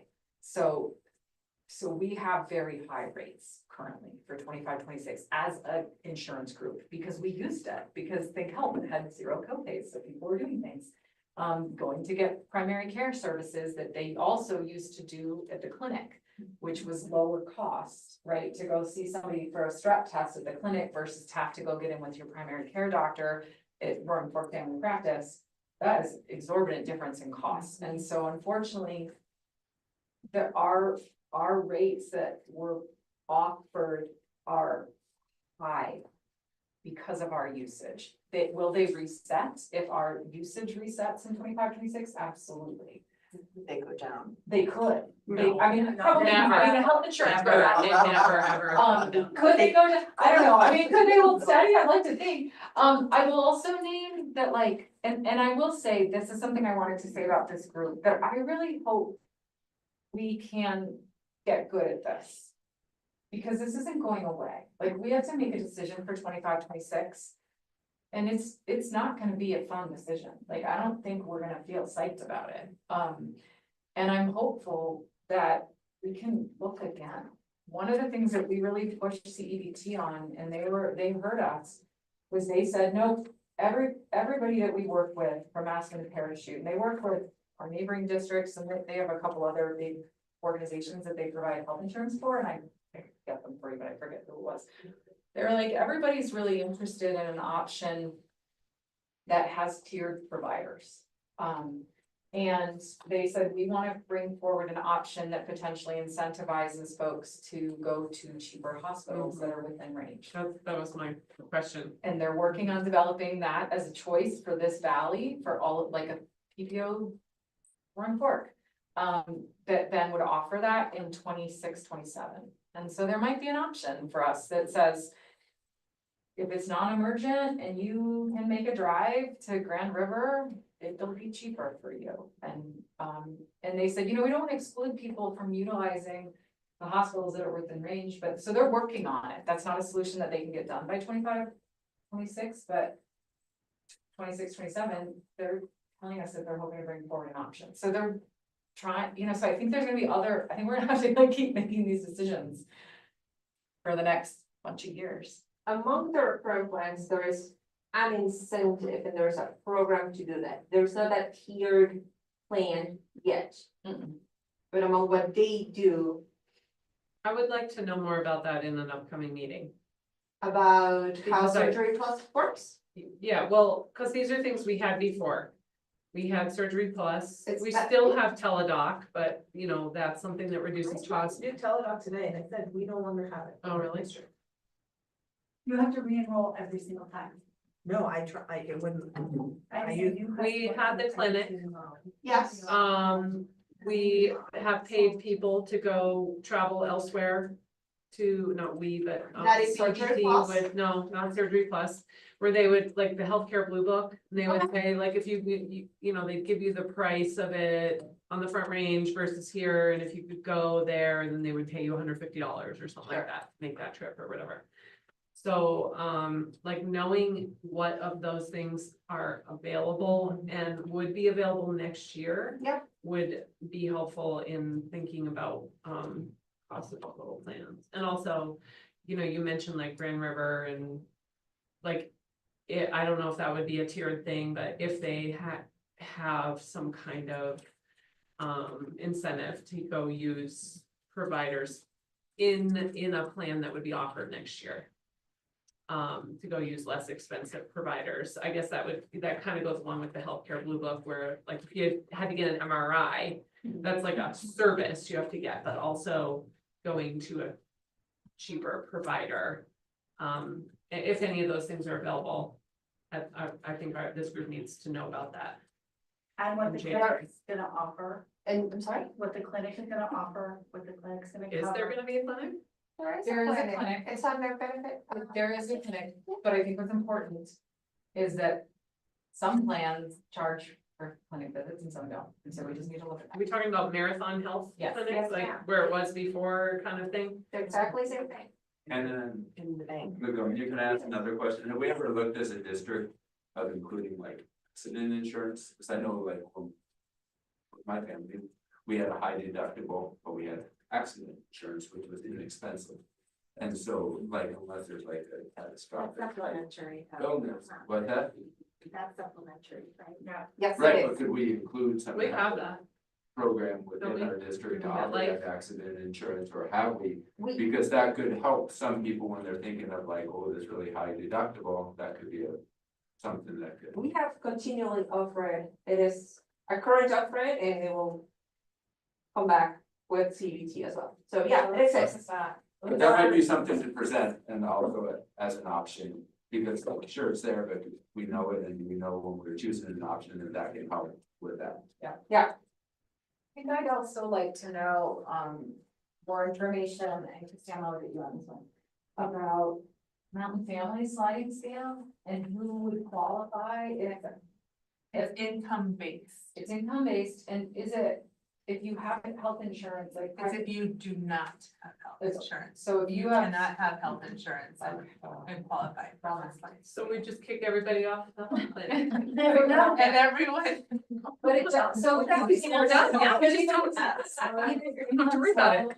you're And an you have health expensive insurance, plan, I think it disqualifies you, it's only for if you do not have health insurance. At all, okay. So, and I kind of question sort of relating to that is, currently, my understanding is when we sign people up just last month or whatever for CEBT, some people did not sign up. And so we will have some people who are not covered, is that correct? We currently have about, Didn't some people, There- we didn't make it required that all employees sign up for CEBT. correct, So there will be some people in January through July who are not covered Who with did not. district insurance, right? correct. And so that's never been part of our history before. It's always been required that everybody be a part of it. But in the future, going forward, July on, knowing about that and if that's an option or whatever would be helpful to know. It was in CBT's contract prior to actually their very last one. Now, last year we were with them, the following year when we moved, they moved to remove that from their contract. Where 100% of the population eligible for benefits had to be insured with them. Will that So- remain? As I understand it,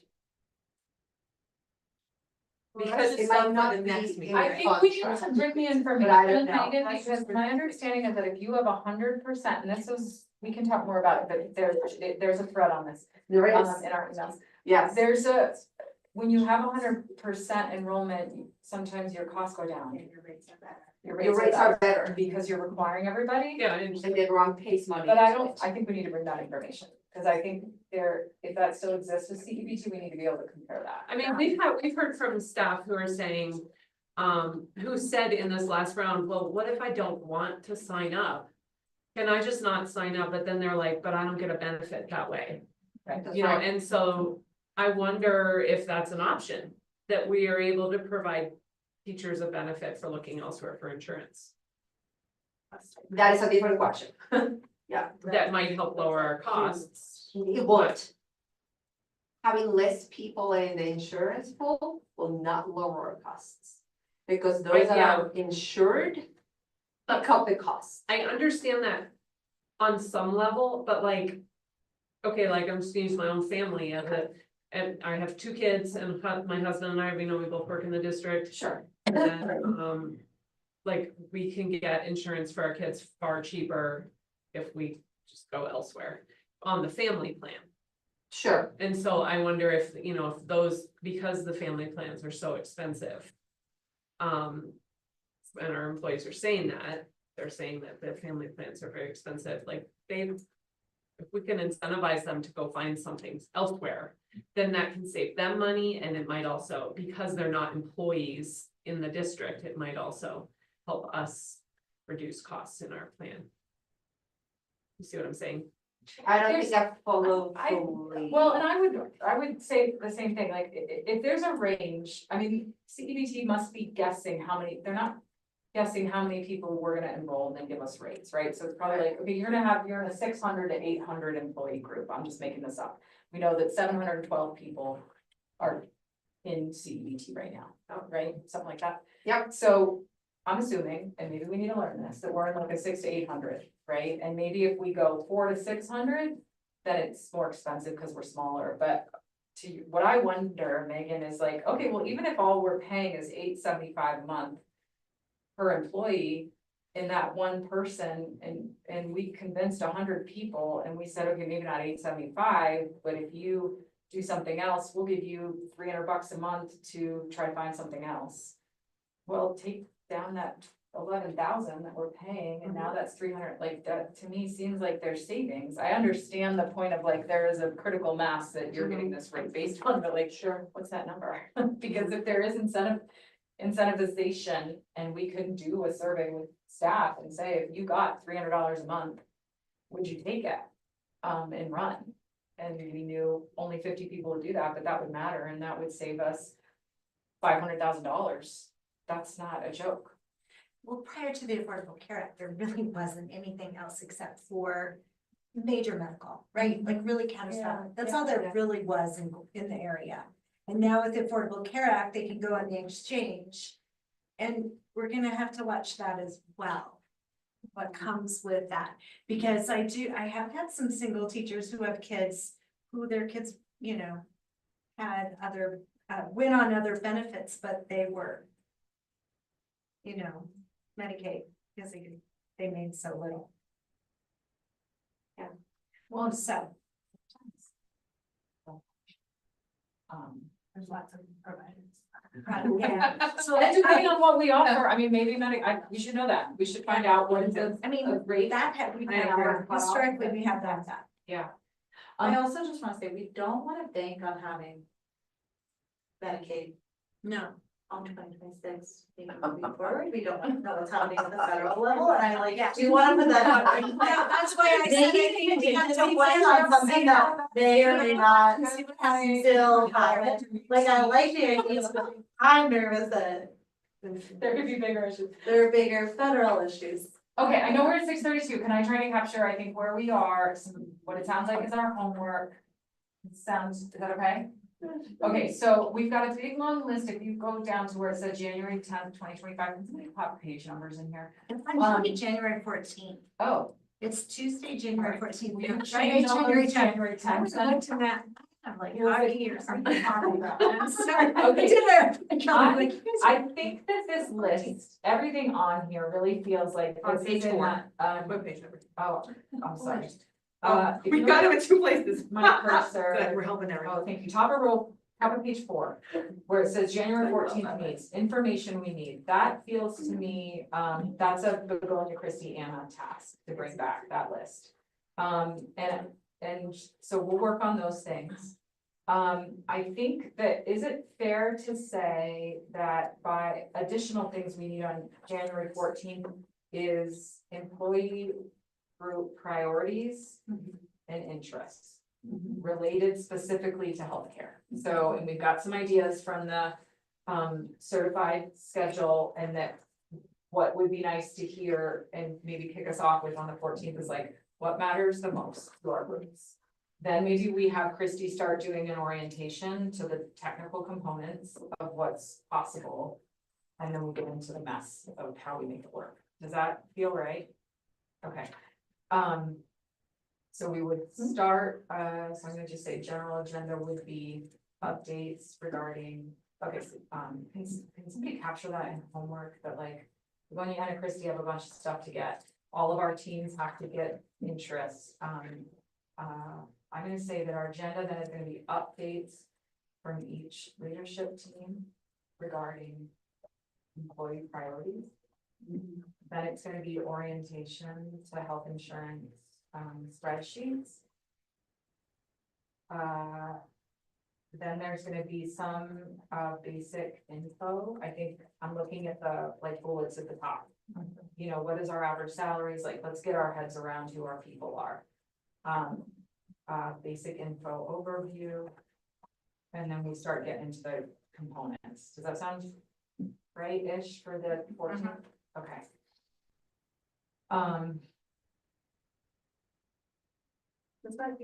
This goes back to what we were asking about, like the salary range. Shannon used to do a scattergram for us, and that might be asking a lot, but I feel like a scattergram of this is how much it's gonna cost, and this is how many people are in each one of these. You know, average, like, they make 10,000 or 20,000 or 30,000, so you just we kind of have an idea of how much it's costing, how many people it's impacting. And where all these people are. Oh, That would be cool to see. I do love a Shannon scatter. I love scattergram. You're not talking about salary though. No, but I'm saying like, so I'm saying if you make $30,000 and it's plan A, it's gonna cost Who you. makes 30,000? I'm just Make saying. it I don't okay. know. Some people.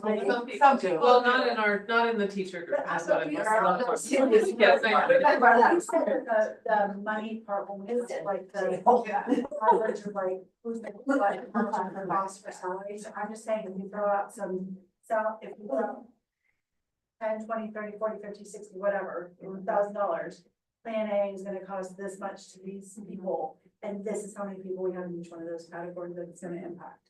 That kind of, Yeah. does that scattergram make sense? I think, I can talk. Let's talk more about it, okay. I think within that though, it's Take my head in, Okay, articulate it. yeah, if you sketch it for me, Yeah, I I can can sketch it for you. talk to Christine. and figure it out. Stephanie, will you include in that, like, the number of people who have asked for get their insurance beyond employee. Well, I think we just need to start right now with every employee that's in this category, because we don't know why employees are opting out totally right now, and so I think we need to include them in the conversation.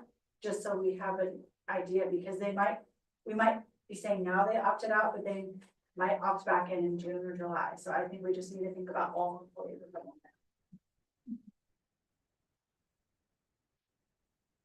Okay, Well, yeah, because they get, it's cheaper elsewhere. Right. Well, some do, but some don't, some can't. Some can't afford paying health insurance right now, if we put the right plans forward, they might. Mm. Or their provider isn't on this insurance Mhm. because we switched, or we didn't have the clinic back, or there's a million reasons why people are opting out right now. Or they don't feel certain about the district right now, what's gonna happen if this is gonna blow up again, so Mhm. there's that. okay, so we got some homework, we have a rough agenda, we have our next meeting scheduled, we have some future considerations that we should keep on the list for next week's agenda to revisit. We've got some homework. Uh-oh, I think it just disappeared. All right, No, it's okay. We've got some homework. Can we wrap with some appreciation popcorn and then we'll close? I know we're, I should have a totally classified staff member. I'm really grateful that you guys are here.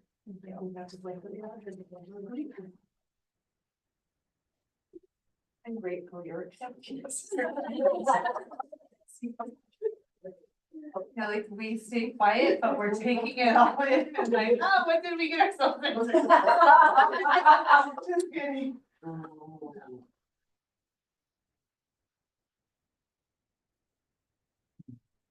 I appreciate a team coming together to solve this. I think it's a lot of good voices in this room. And I'm glad we have some process down and we're ready to dig in. I appreciate the working as a team and looking towards solution and not dwelling upon the past.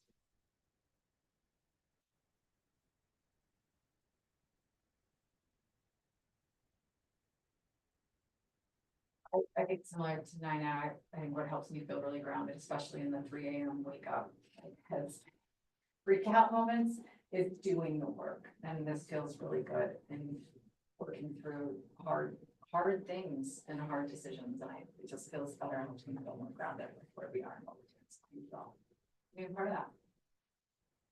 Thanks for the extra time. Bringing the information forward and listening, so we're all on the same page, we all can understand where every group is coming from and what's going on.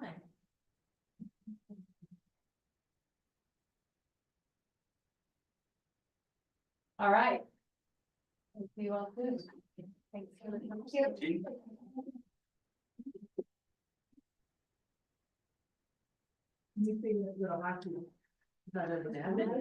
Yep. I'm sure we have people out there, I'm pretty sure we did. You're not like, I thought we were hearing all that. Yeah, that's one.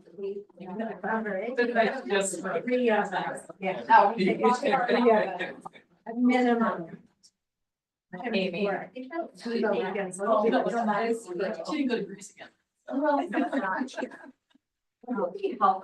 We need to clear Guys. Oh, for sure. Yes, I can. For having not been here when Christy went through the first half, like, actually, do you want me to resend the video? Of this? Do we have a video of that meeting? Yeah, and then they kind of. No, but I put it on, where did I put it in one of the emails? I could send it That would be fresh, great. and then if you feel like still can't follow you up until slide. If you feel up until 11, reach out and we could edit out with Christy. That would be great. At least we're up to 11. I think I still have to go. And then you let me know before the 14th if you feel like that's good. Don't get it. We're not tracking. It's just down the shot. You know, Yeah. because I think that's a good, like, Leila and Nancy have some really good questions. We had great, we didn't understand the stopgap, like, we really dug into the stopgap and really. That was the questions we didn't understand, and they explained it. I think Anna and Christie was fantastic. Because then we understood, okay, stopgap